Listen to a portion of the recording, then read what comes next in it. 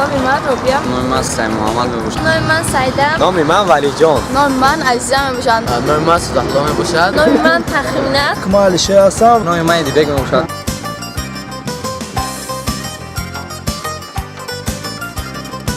نام من روبیا. معنای نام از کلمه عربی گرفته شده، معنایش چهارم میباشد. نام من سعید محمد.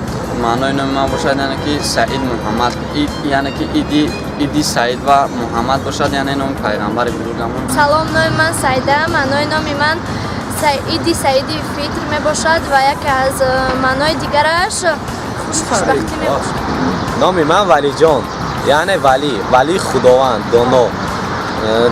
باز نام من یعنی شخصی بزرگ از لقب علی گرفته شده و بعدی پیامبر یعنی بزرگ میباشد. من عزیزم میباشد. معنای نامم عزیز دلها و کامیاب نایاب میباشد به فکرم. Значение моего имя Рустам. Рустам это легендарный герой персидского народа эпоса, одна из центральных фигур, написана в Фирдавси Шаҳнама.